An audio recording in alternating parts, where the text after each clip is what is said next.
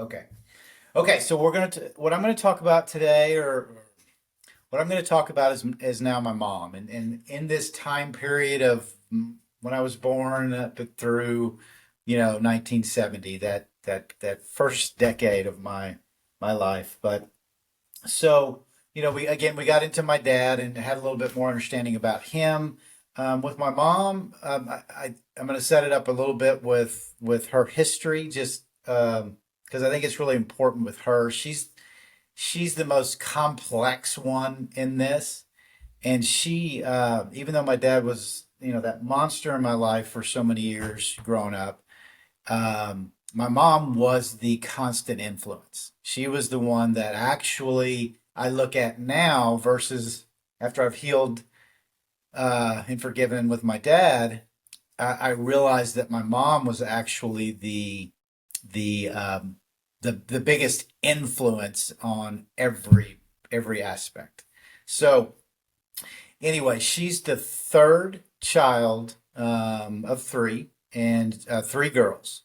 Now, her mom was a very verbally type abusive woman, but this was her mom's second marriage to the older girls. My mom's older sisters were from a previous marriage. So this is kind of setting up the dynamics of trailing these things back and understanding probably what influenced them a lot in their relationships. And my dad too, he came from a broken, they were divorced and that kind of stuff too. So, and this was in those days where there wasn't so much of that as there is now, or even back when this is early stuff. So my mom did not even know that these were her half sisters until I mean, way into her probably 50s, until she got some information and understood from a cousin or something. Something happened and she trailed it back and found out that that her mom was previously married and her sisters were half sisters. Now her half sisters, um, I think they were relatively close as girls, but they both died early in their lives. One died of cancer. She was a nurse. She was the kind of nurse that never went to see the doctor. So the cancer, she when they caught it, it was very late. So she didn't have a chance after that point. You got to remember this was in the 70s. And I remember her visiting a couple of times and just, watching that process. And a lot of times their mind goes first. But, anyways, there's that occurred with her, the middle one of the three, and then the oldest one died in the 60s. And I don't remember the exact time period. I remember parts of it because we went to the funeral, which was back in the Midland, Odessa area. But this was an even more complicated one. She was killed. Um, she was married to, she was into the abusive type men and things like that. And even though we went to the funeral, my sister and I were kept at the hotel. Somebody watched us there. We couldn't go to the actual funeral because my mom presents it in a way that her husband was in prison for killing her. And now it's debatable because she had some physical issues that caused some her to have seizures of some kind. Anyway, she died um, while having a seizure of some kind, or again, uh, they he got in trouble for because he had the history of the abuse that they felt he was a big part of it. Either he didn't do anything to help her, or he induced it or caused it. But she died in the bathtub in scalding water. That was what killed her, was hot scalding water. Um, and again drowning and all that. But that was again, I can't put together exact. I don't have all that, but this is the stories behind that. But the reason my sister and I didn't go to the funeral, we were so little. I understand because the her husband they brought from prison in handcuffs and all that to come to the funeral. So that's the story. It's not going to make a lot of sense because I don't have these are details. There's nobody that I can get that from anymore, but it can be validated in the part that I do have from my sister and things like that. So that was her. That was kind of what went on with her a little bit in her life, and I know that she was married to my dad at that time, and I think that was kind of a blow, a big blow to her. But that's a little bit about her history. Now, my granddad, real quick, this is another interesting story. So his name was Vito, and he was a little guy. My mom was only 5'1" ish at best, and he was a little guy. He was, and he had, and I've got pictures of him. He's got jet black hair, and it's that hair that comes down on your forehead pretty good. I mean, he is. You look at him, and he's, or look up Italian, what Italian men look like from the 1930s, 40s, and 50s, and his picture's going to be there. Now, he didn't really claim that Italianism, and just this is a quick story around that. So his people were what I can trail back to is from Alabama and things like that. I can't find much about where they came from. At some point, I will take deep dives into that later on to trail that. I'm just not. That's not of interest with what's happening in my life now. But what I do know is there were some pictures found, and so I found a picture of him when he was very very young in my mom's uh, chest or whatever it is she had that those trunks they kept and with all their little keepsakes as they all through their life. That's what they used to do. But I found an old picture of him, and on the back of it, so my mom's maiden name is Narrell. Narrell. I don't know if that needs to go in here or not, but I don't know how else to say it. So Narrell. Yeah. So Narrow, that was her maiden name.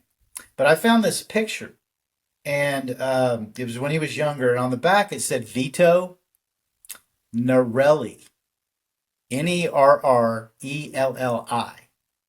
So it looks like as though he changed his name, and he did. He didn't want to be looked at because again, remember they ended up in West Texas. I'm not sure how much you know about Texas, but Pecos, Midland, they're all small dirt towns, and back then it was a lot of oil stuff that went on, things like that. But he was a gambler, big time gambler. Anytime I remember going and visiting him, which wasn't often, but when we went back to Pecos, he was he would always open his trunk, take me and my sister around to the trunk of his vehicle, and open the trunk, and there was just mounds of playing cards in there, and he would just hand me and my sister a deck of cards. So, but again, his history was as a gambler. He was very entrepreneurial. He owned the motel that was in Pecos, Texas, which is still there. It's called Roper's Motel. This is back in the 50s. That's where my mom worked when she was in high school and stuff. They had a little cafe and all that. So she waited on tables. And that's the other piece to connect here is that my dad was working as a lineman at that time, or he was I think maybe a supervisor position, but they were, again, the more remote areas is where they were putting power lines in mostly because they were trying to stay ahead of populations and things were growing in certain areas. But he was staying at the Roper's Motel while they were working in that West Texas area.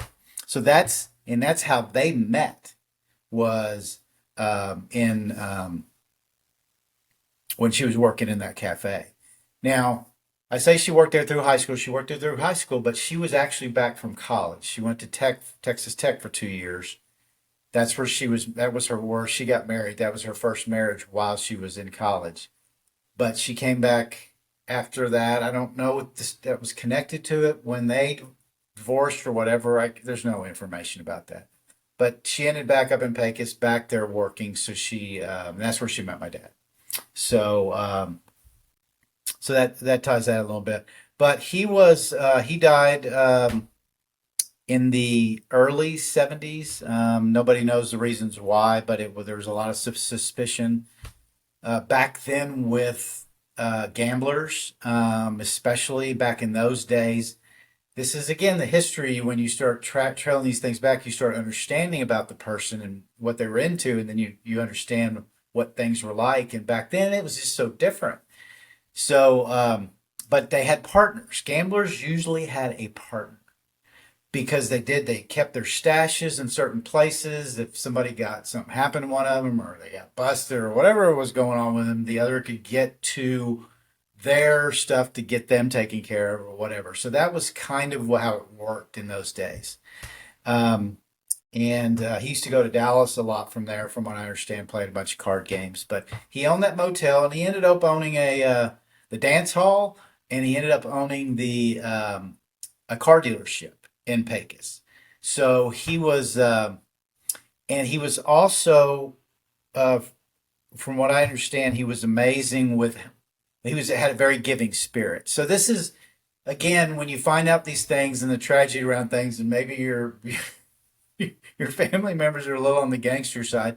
That doesn't mean they're not sweet, and that doesn't mean they don't care about people. But he had a reputation, from what I could trail back from, knowing some of my mom's older high school friends that she still had contact with that I met. They always talked about Vito. He was the guy that, with all the guys on the football team they were in high school. He was the guy that if they were poor, they needed uniforms, shoes, whatever they needed. He was the first one that was there, and it was usually a lot of times just under the table. It wasn't like open and looking for any recognition. So he was very giving with what he did with that. So there's I didn't know him very well, but because it was when I was like maybe 8 or 9 when he died. But there's that, and again the contrast with that is that he was married to my grandma, who did not have that reputation, and she was kind of a anyways, one of those women I think wanted to be the center of attention and wanted to be that socialite kind of thing, but it's kind of hard to do in those kind of towns. And anyways, so just a little history on my mom. She played every sport. There was not a sport she didn't play. I've got pictures of her in every uniform.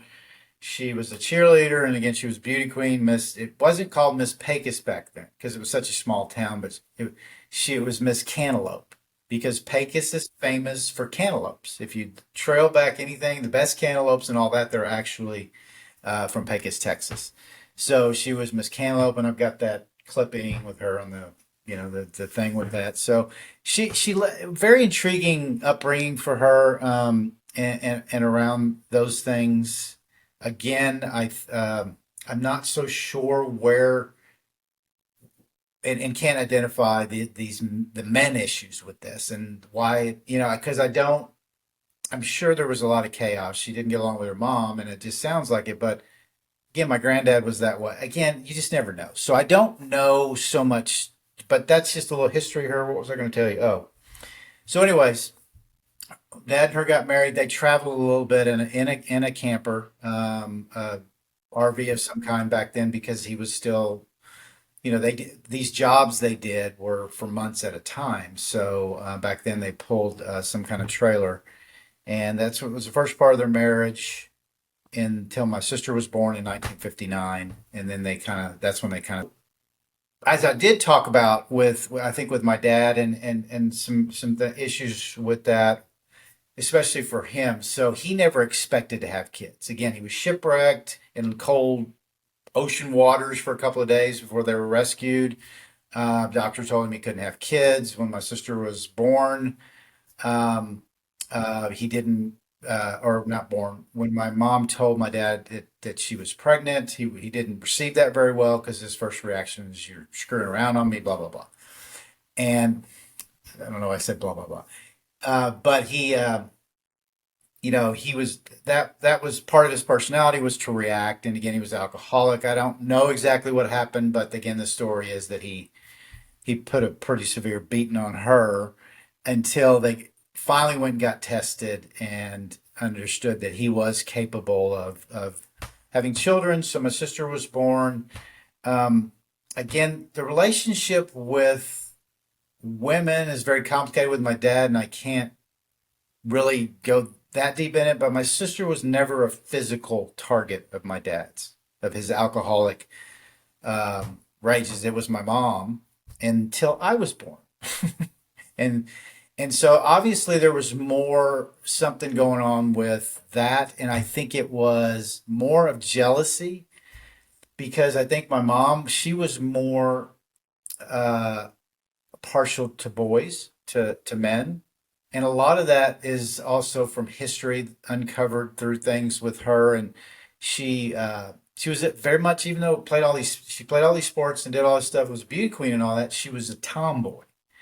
And she preferred, from the history and talking to these old friends and stuff of hers from back then, that's what she wanted to do, was go, Pecos's big sand dunes, and she just wanted to go run out there with them and do whatever they were doing out there, and play the sports and do all that.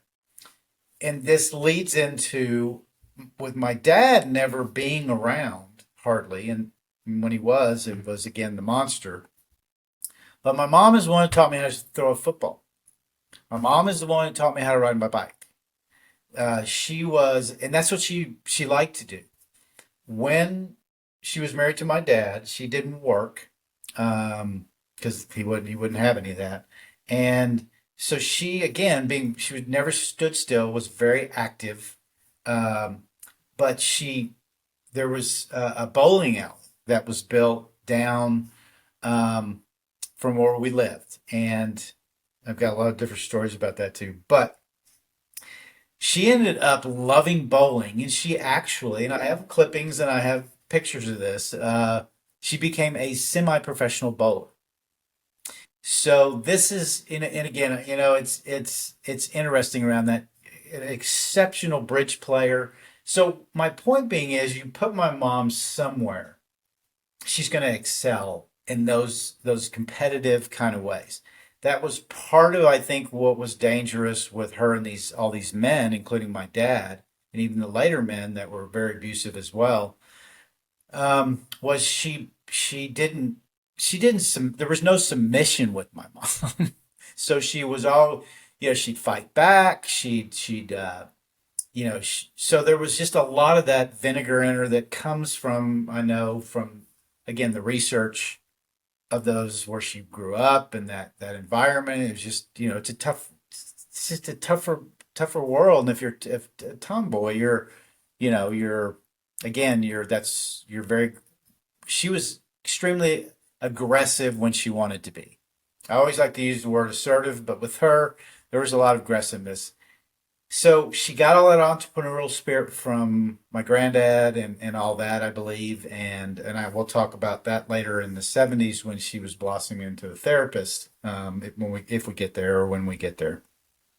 But during these times when I was born, she was, again, a lot of this information now is coming from my sister, because again, she's older and she has a little bit more memories around things. But the problems with my sister and my mom were a lot because my mom was neglecting my sister.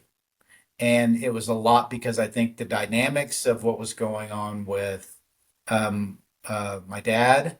And then my dad was jealous of me. And so this is a lot of these dynamics, these parents we have, these adults that they don't know, they're not doing anything to help themselves, but they don't know how. Again, you have to remember that these people come from a different time. This is not letting anybody off the hook. But all that Beaver Cleaver stuff is a lot of Beaver Cleaver stuff. All of that stuff, there was a lot of that, a lot more than now probably. But most of it, you don't know what's going on behind closed doors. Most people would have thought, um, when my parents were together or we went somewhere or did something when I was little, that, look, the presentation was there. My every other Saturday, well, clockwork until my parents finally divorced. I was at the barber shop with him. He always had a flat top. But I was at the barber shop with him. I never had anything from the day I was born until my parents divorced. I never had anything but a buzz. It was always, I was just a, what do they call it, toe-headed boy or whatever it is. And I think and I was in the sun a lot. Just, I was very, very tan, and my hair was a had a little blonde tint to it. But anyways, it was, I mean, there was a very strict way we looked. We have the family pictures where, we're all, and there's nothing like that happening behind the scenes. So it's a lot of presentation, and it took a long time to learn that. But just like telling you the story about, trying to give you a different perspective with my dad and how he wasn't having me having friends that were Jewish, when I started playing with that kid down the street, and that I romanticized about their life because it was one of those very um, beaver cleaver type. I mean, I experienced it. They had me over a lot for a while, and it was I don't have any memories of that being a weird place. It was just an amazing place, and so my mom was uh, didn't.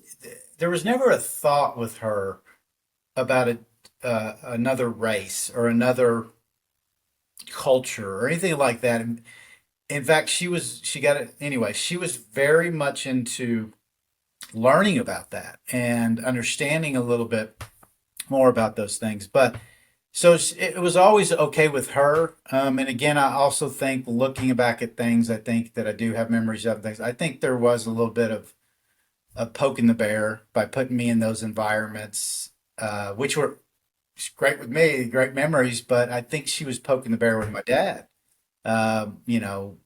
because she knew dang well that he was not having any of that, and she knew dang well what the consequences were if he got enraged about it. So, anyways, with her, she again was overall neglectful of my sister.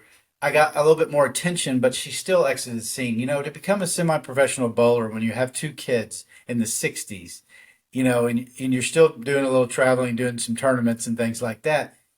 You're not really engaged in your life, and I think this was part of my mom's escaping and stuff too. Anyways, we talked a little bit with my dad and him putting my mom in a mental hospital because he played around a lot, and I think that was a big deal. It was starting to be very evident.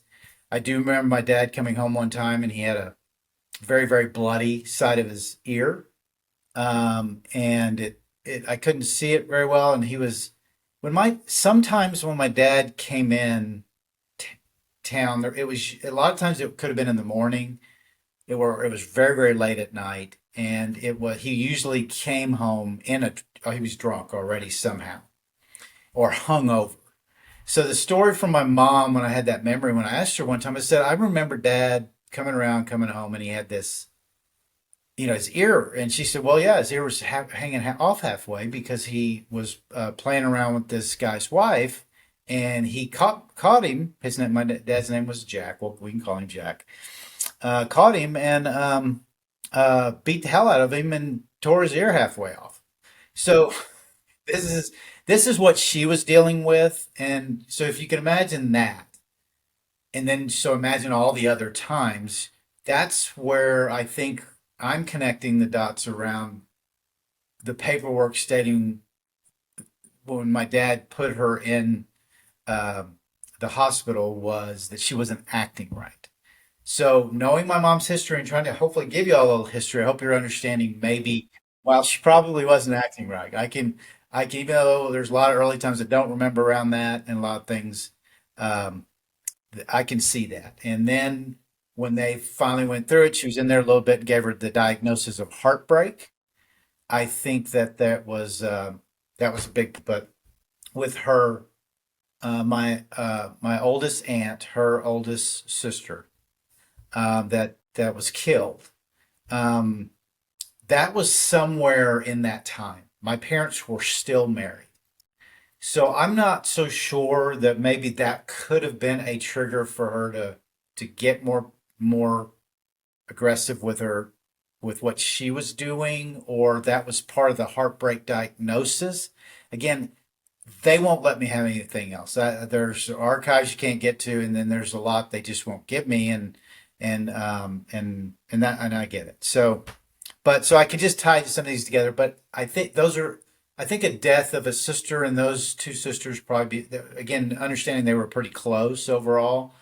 That was, and never having any indication there was a lot of closeness with anyone else other than with my mom and my dad, my granddad. I think that was part of her issues with her mom was that was his only child, his real child. So I think he probably was being partial to her from indicators that I get. There's so much into this you can read into it and maybe navigate through, but um, so anyways, there our world again was explained a lot through the chaos with my dad. So I think my mom uh, uh, it just got to a point, and I don't really know what brought it to her finally getting to leaving him, but I think I told y'all or I'd spoken earlier too about how we lived in this one particular house where mostly I grew up in, and they sold it because they bought property further out they were going to build on. We were in this apartment. That's when they actually physically split. There was a few other things going on. They thought I had polio at one time from back then because I actually became paralyzed um, for whatever period. It was a couple of week period of time. I came home one day from somewhere playing out wherever, and I could only walk on my tiptoes. Um, and my legs were freezing up. And again, I was maybe six then. I didn't really know how to communicate that. I didn't really know what was going on. So I really didn't tell anybody until the next morning. And the reason I had to do that is because I couldn't move my legs when I woke up. So, um, anyways, thank goodness my dad wasn't around because I'm sure somehow there would have been a connection to me being lazy or whatever instead of actually happening. Anyways, when my mom took me um, to the doctor and she communicated with my dad, from my understanding from the stories, he was like, just is he fine? Just take him, do whatever. But what she did is she needed him to come take me, and he wouldn't. He wouldn't because I couldn't walk.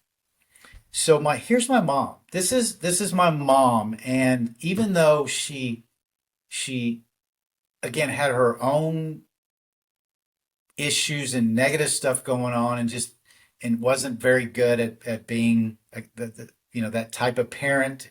A lot of ways when it came down to it, she'd stand tall. I mean, there was not any time that she wouldn't go through her own pain to protect her kids. My sister doesn't have that affection or affinity with her, and I get that. There's a lot of separateness I don't know about that. A lot of things she tells me I didn't realize were happening with her and my mom. But anyways, my mom, I ended up she having to climb. Now I am six. I'm not like I don't weigh 200 pounds, but I'm a tall. I was always kind of tall and everything. And she was 5 foot. She was just so I had to end up. She couldn't pick me up and carry me, so I had to end up her kneeling down beside the bed, and I had to get up to where I wrapped my arms around her neck, and then she had to. My feet were dragging. Remember, she's 5 foot tall. I'm probably right there, or if not, even at that age, I was always tall, but and I remember, and as she tells me, she was dragging me, and my feet were dragging, and I was wrapped around her neck, and she just, to get into the car, put me in the car. A lot of this I don't remember exactly what was going on or what was happening getting in the car. Put me in the car. I do remember getting there. We had to park in a parking garage, and go through that same motion. Get into the building. Go through that. I have no idea why nobody's helping, or what the deal is at that point. I can only imagine that my mom was, I can see that happening. But anyways, So they ended up doing a lot of tests. They assumed at the beginning I had polio because remember, even though polio, we were just starting to get into vaccinations and things like that that were required in the 60s for those kind of things. So I don't think I had the polio vaccination. I think that's why they assumed it was. It ended up being some kind of virus, and they didn't even really catch it until after a couple of weeks. I had actually started regaining, and I started moving back, to where I could walk and stuff. So it's just one of those weird things. But that's again part of how things were happening back then, and this that doesn't even have to be relevant. But my sister through this, I do feel like I need to touch on that with my mom, and after even talking to my sister recently and stories I've learned, I used to not recognize my sister for anything. I always, we never, we were always detached from each other somehow. Um, when my parents divorced, it affected her a lot more because again, she had that relationship with my dad. So I was seven-ish, so she was nine-ish. So it had a lot more effect on her, and and I don't think my mom was real beneficial with that for her. Um, I was just happy it was over. Here's how my mom told me. Again, these are just stories that are very intriguing to me.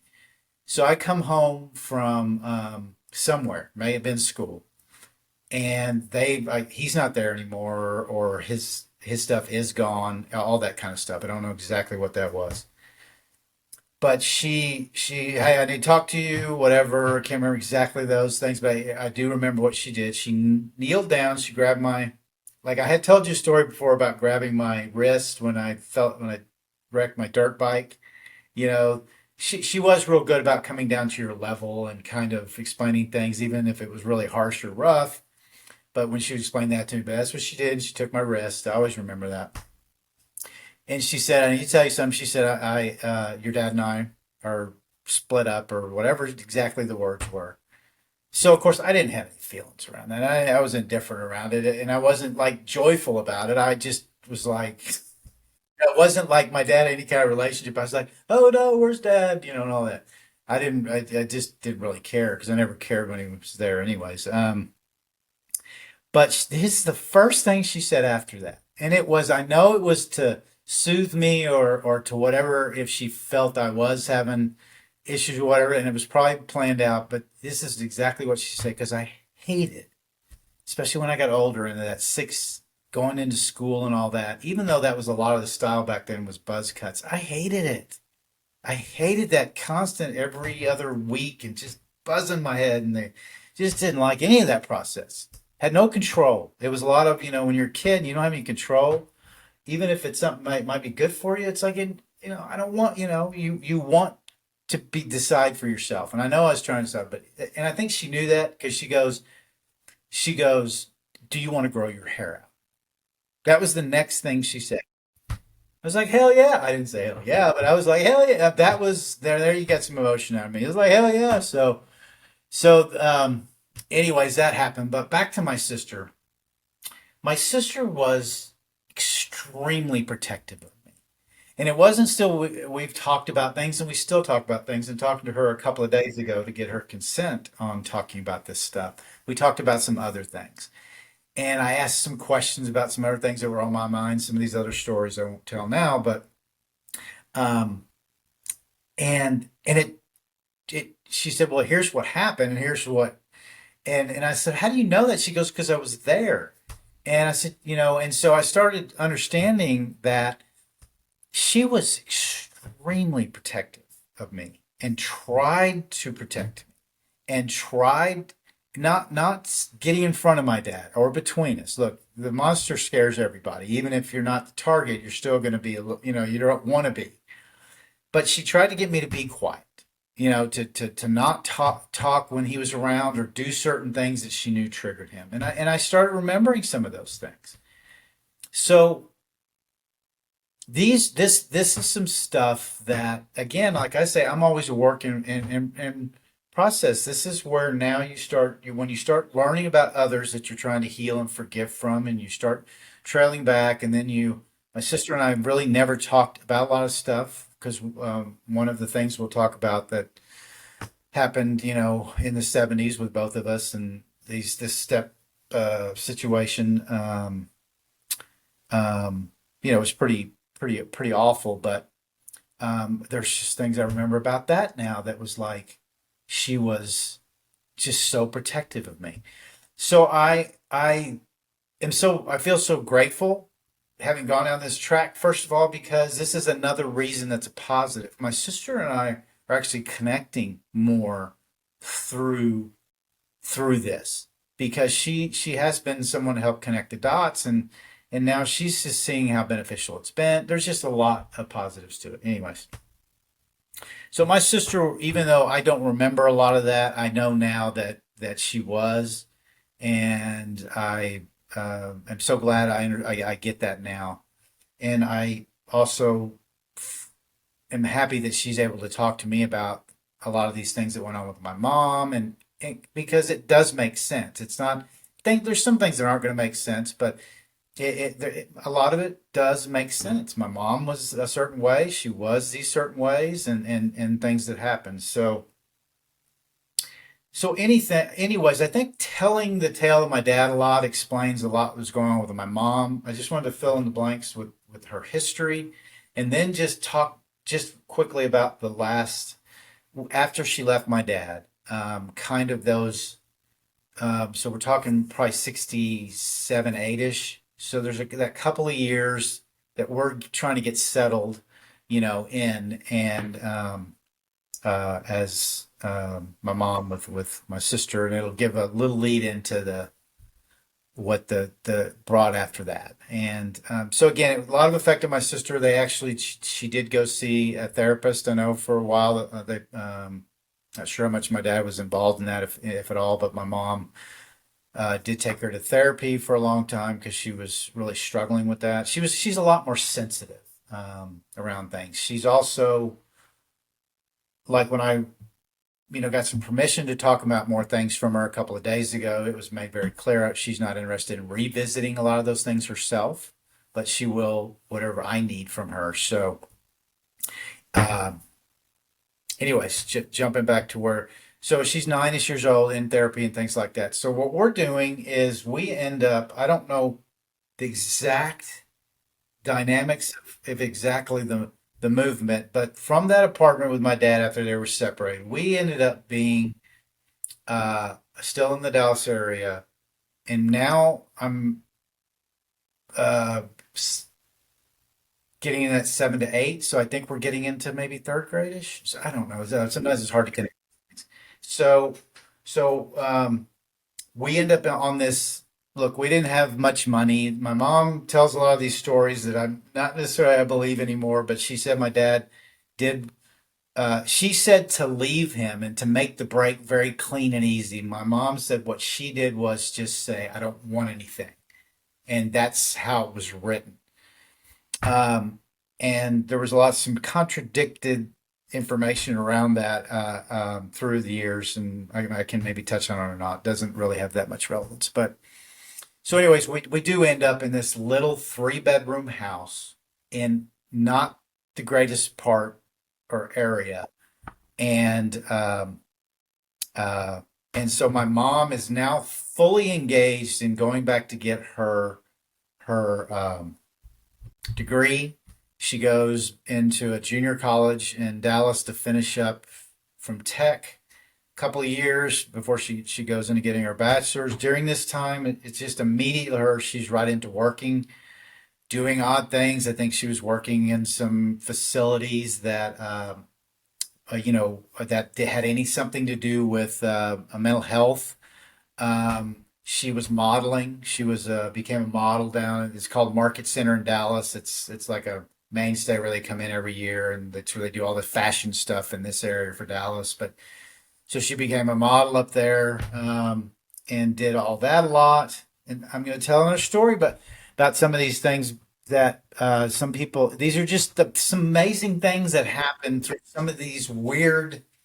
lives. So my mom, again, her men's stuff. So she's back at El Centro, and this is when we're in this little house. So now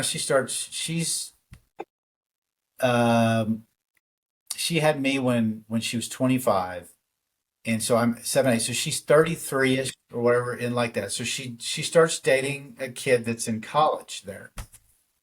It's, his name's Tommy, but Tommy was cool. He was not really damaged, so he wasn't.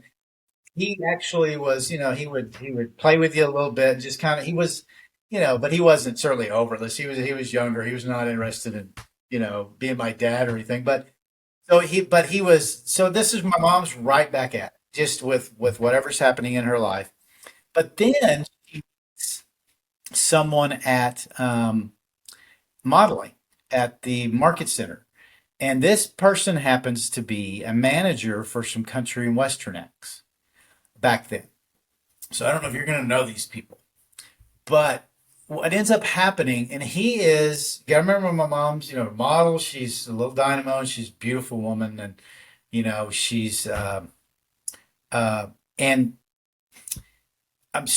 and my mom was not into just a certain personality. I mean, it wasn't just that. My mom had some superficial stuff going on, and what was going on with her too. And this gentleman was, I remember my memories, it feels like he was kind of obese. And he was not a very attractive man. And he did it to me, remembering back then, he had a little smell to him. So this is from my perspective, and I'm not saying my mom, anyways, what he did is they took me and my sister on one of their little trips. He always took my mom places. He had a private jet. So we get to go right on this private jet. So you kind of know my history and where I'm coming from, things like that. And I get to go on it. I mean, a private jet. So I'm on this private jet. He flies it. He's got his pilot license kind of deal, and he brings me up and lets me sit next to him. It's not big some, back then. I can't tell you really even what it looked like on the outside now as much of a memory, but it's just again very very small, but I remember it not being at that time. I wasn't scared. Anyways, he was that kind of guy. Come on up here, Scotty, and sit over here and I put something on my head, and like you could hold the wheel and do those kind of things. So again, those are the impressions that come on a kid's memory, because I didn't know what he did, and I didn't know who he managed, because I didn't know these people back then. Didn't care. The only person I might have known back then was Johnny Cash. There he is. I love Johnny Cash, and that Folsom County prison record had come out, and I played it over and over and over and over again during that time. Anyways, so we're flying to Nashville. That's where we're going. We're going to Nashville. And we're going because he manages, I don't know if you know a guy named Bill Anderson. So if you look him up back in the day, he's just one of those, another, they call them cronies or whatever, but or croners or whatever. But he's just that clean cut looking kind of guy. He also had a show. He had a variety show on TV kind of thing. They did, certain things. But maybe you've heard of this guy, if you know who Johnny Cash is Merle Haggard. So Merle Haggard is also somebody. So let me tell you about the memory of Merle Haggard. The reason I'm bringing these things out, because these are a lot of things that got buried for so long that were actually, oh my gosh, I was exposed to this, and it was actually this person. So we went to this concert. I don't remember. I guess we were there, of course, and both these people managed. One was Bill Anderson, who opened for Merle Haggard at that time, or whatever, or maybe they did whatever together. But it was after the show, because we're in the back of this building, wherever we were, in a trailer, in a small trailer. It was Merle Haggard's little trailer, for whatever they. They get this. He looks at me and my sister, and he says, I want to play you guys a song. Okay, now remember back then, it's kind of cool. The guy's got a guitar, and he's Merle Haggard. I mean, the way he looks, and he's So I don't remember what the song was. My sister doesn't either. But commences to just start picking on his guitar. But here's what I remember, and here's what I'm focused on is his fingers. Because what he does is he's smoking, and he takes the cigarette and he puts it in his guitar up here in the little, kind of sets it in there. And then he moves his fingers over here to start picking. But what I remember is his fingers just being completely yellow from all of the tobacco. So that's what a kid, or at least I was like, very focused on. How he put the cigarette in his guitar and then his yellow fingers. But so how amazing is that? I mean, to me, looking back on it, even though I don't look at it the way I look at it now, this is part of 100 stories, million stories I have that I buried. There was all this good stuff because when you're traumatized, you layer all that starts just oozing everywhere, and the longer it goes that you don't heal and forgive from those things, it just the longer time goes by and the more dirt and dust and everything just keeps piling up, and you're living life and you're screwing everything up, and your relationships suck, and because you're living out of survival mode still as an adult, and you're just doing dumb stuff, and so you're blaming, and so as you continue to blame harder, everything just keeps piling on. I couldn't even see any of that stuff anymore. And if I